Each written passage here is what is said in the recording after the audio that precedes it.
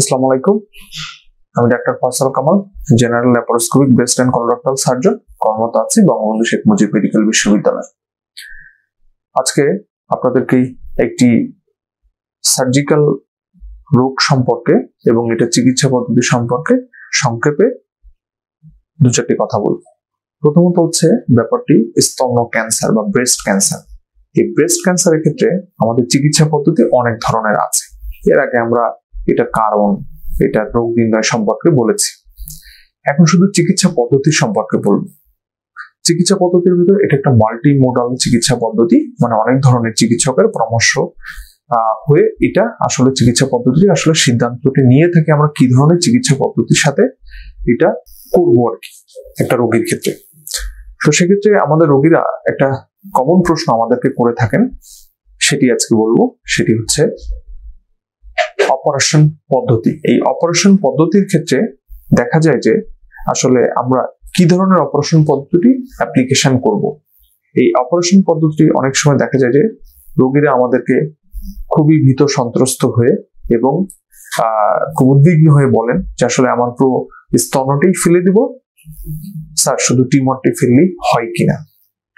সেক্ষেত্রে আমরা আসলে চিকিৎসা পদ্ধতি সম্পর্কে আমাদের জানার আগে আমার আসলে রোগটি সম্পর্কে ভালোভাবে বুঝতে হবে এবং রোগটির অবস্থান এবং রোগটি কতদূর ছড়িয়েছে সে সম্পর্কে আমাদেরকে অবশ্যই জানতে হবে।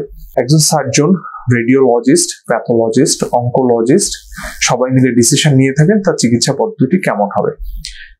এটা অনেক সময় রোগীর চাওয়ার উপর নির্ভর করে না যে শুধু আমি টিউমারটি ফেলে দিব, বাট পুরা স্তন বা ব্রেস্টটি আমি রেখে দিব। তবে এখনকার চিকিৎসা পদ্ধতিতে আমরা এই ব্রেস্ট কনজার্ভিং সার্জারি পদ্ধতিটি আসলে খুব বেশি করে গুরুত্ব সহকারে দিচ্ছি।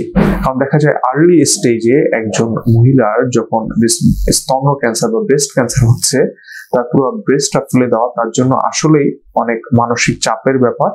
এটা আসলে সে মানসিকভাবে অনেক সময় নিতে পারেন না তার কথা যে তিনি শুধু টিউমারটি ফেলবেন।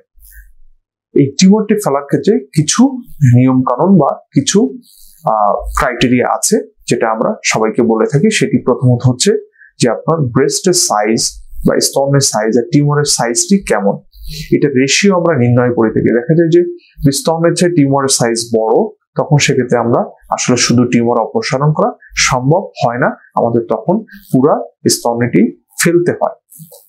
যদি দেখা যায় টিউমারটি স্তন্য ছাড়া আশেপাশের অঙ্গে যেমন আমাদের বগলে ছড়িয়ে পড়েছে, তখন সেক্ষেত্রে আমরা ব্রেস্ট কনজার্ভিং সার্জারিটা আসলে অ্যাভয়েড করার চেষ্টা করি। কারণ এক্ষেত্রে এটাকে আমরা লোকো রিজিওনাল মেটাস্টাসিস বা লোকাল মেটাস্টাসিস হয়েছে, সেক্ষেত্রে আসলে দেখা যায় যে ব্রেস্ট কনজার্ভিং সার্জারি করলে এটি সঠিকভাবে আমাদের সাকসেসফুল নাও হতে পারে। দেখা যায় যে আপনার পূর্বে ব্রেস্ট এইভাবে শুধু টিউমার অপসারণ হয়েছে বারবার একের অধিক বার, সেক্ষেত্রে আমরা পরবর্তীতে তাদেরকে বলি যে আপনার পুরো স্তনটি ফেলে দেওয়াটা উত্তম।